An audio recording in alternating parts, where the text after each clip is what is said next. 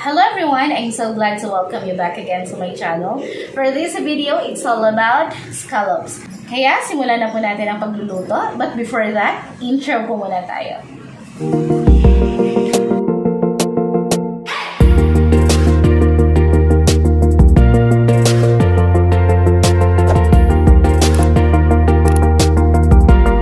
Para po sa coating ng ating scallops, kakailanganin po natin ng ground black pepper, ang ating 1 cup ng ating flour, of course, an egg, isang peraso ng itlog, seasoning granules, at saka salt. So in a shallow dish, i-combine lang po natin lahat ng dry ingredients. Lagyan natin ng ground black pepper,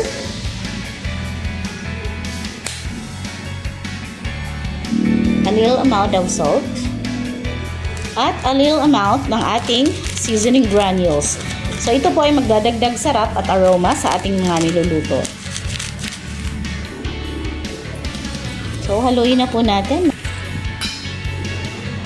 And this time we're going to crack the egg.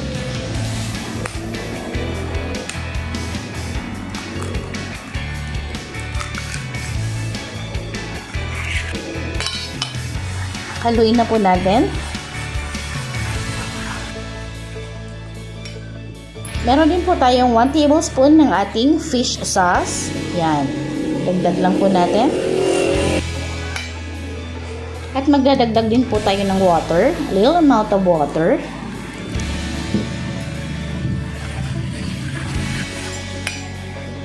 Dagdag pa po.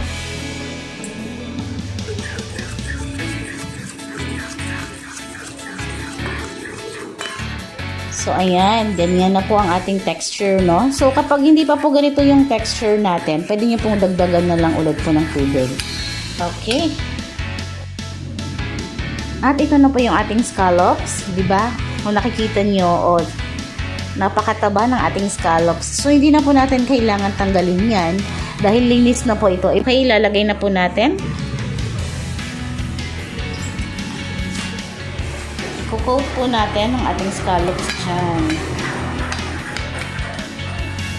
Okay.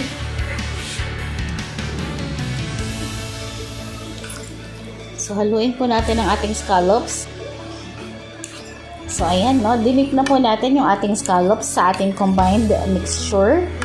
So, we're gonna mix it well hanggang po sa maging totally coated ang ating scallops.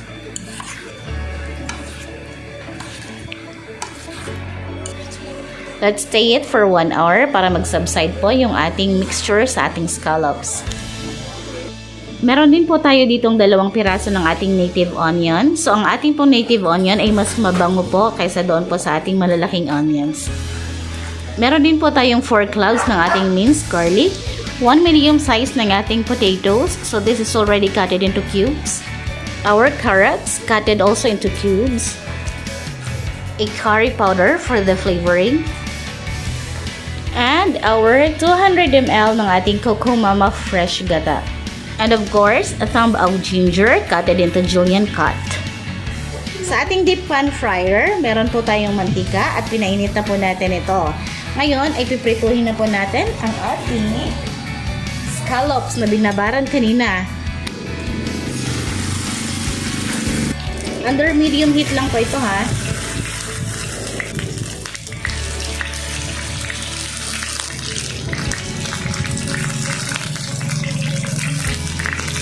Oh no, kumakalsik. Alright. Kumakalsik po siya. Kailangan po natin mag-ingat.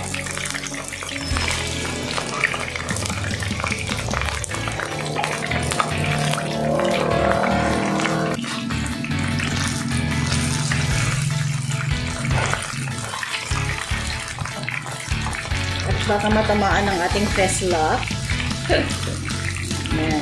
Yeah. Talsik.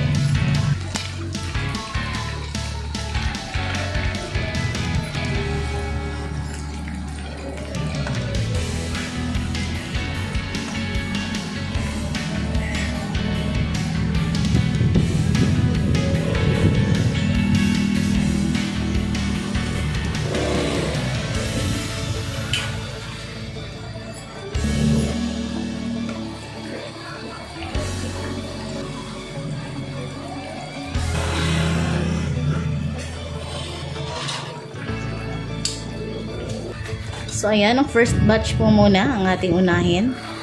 Later, the other batch also. Takipan lang po natin at tumatalsik.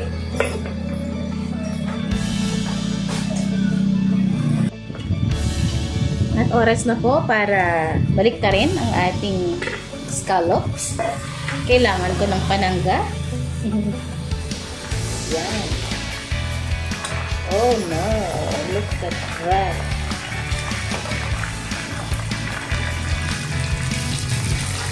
Oh.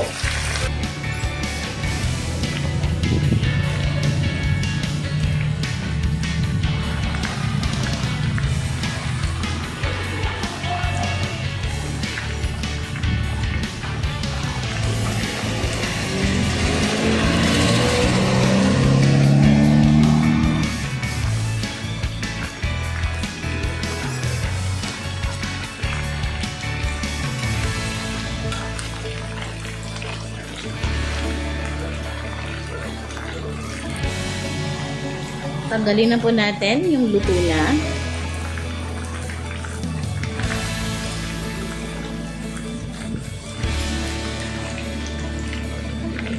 Wow!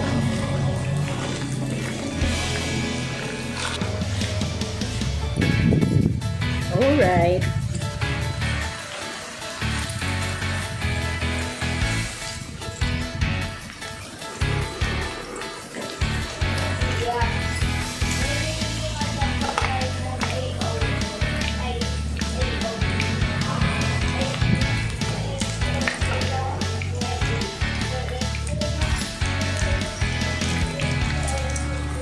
Thank you.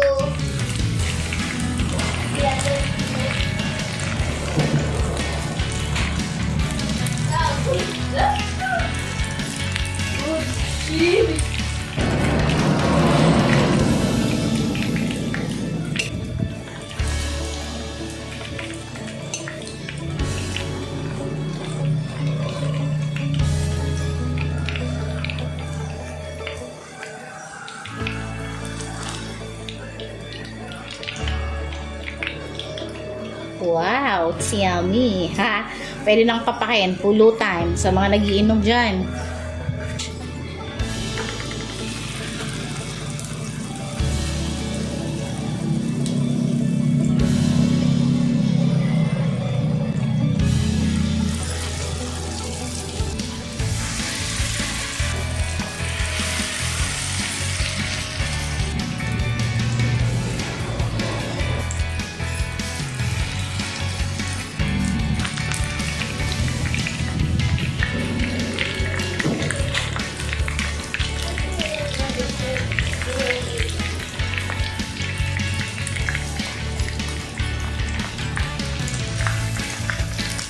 Takipan. Hi, Pogi! Balik na rin na natin.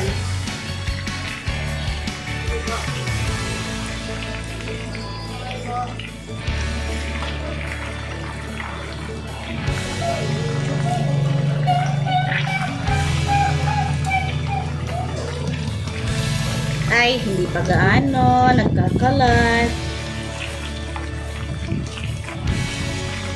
Pag po munang babalik ta rin kapag hindi pa po siya totally, lutong-luto. Kasi naghihiwa-hiwalay. Ako lang po talaga itong excited eh. Takipan na po natin ulit. Yan, luto na po ang ating fried scallops. So ngayon ay gagawa na po tayo ng kanyang pinaka-sauce. Unahin po muna nating lutuin ang ating carrots.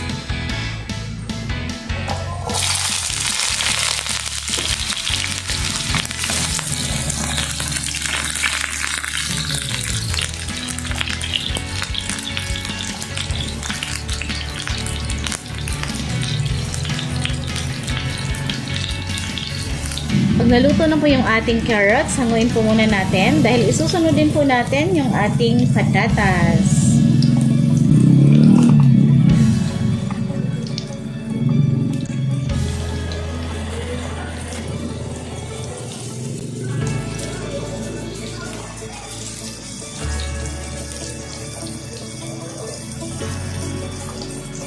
Lihat kong sing!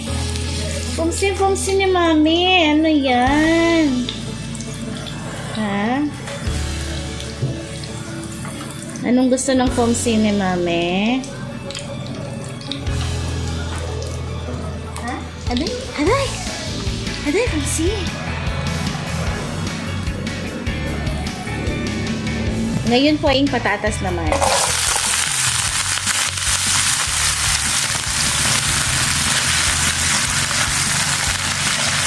Hintayin po muna natin po hanggang sa wing translucent ang kanyang texture.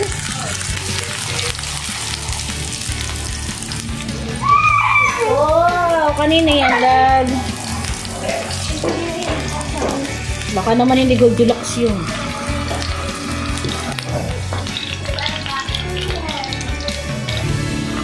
And now, mag-gisa na po tayo ng ating bawang. Tapos, isusunod din po natin dito, syempre, yung ating sibuyas at saka po yung ating ginger.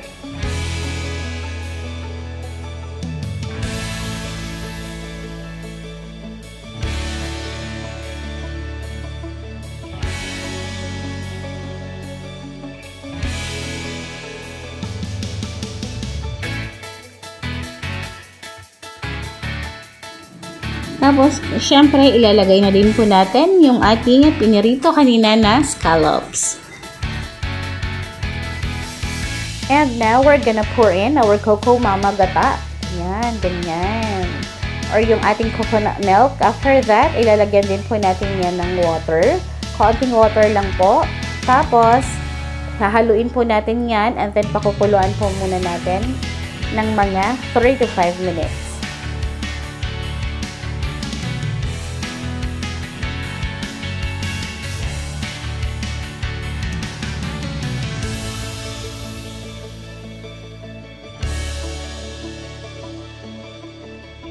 After 3 to 5 minutes po na magpapakulo, ay lalagyan na po natin to ng 1 tablespoon ng ating curry powder. Isusunod na din po natin yung ating carrots at saka yung ating potatoes. Then, haluin po natin ito ulit.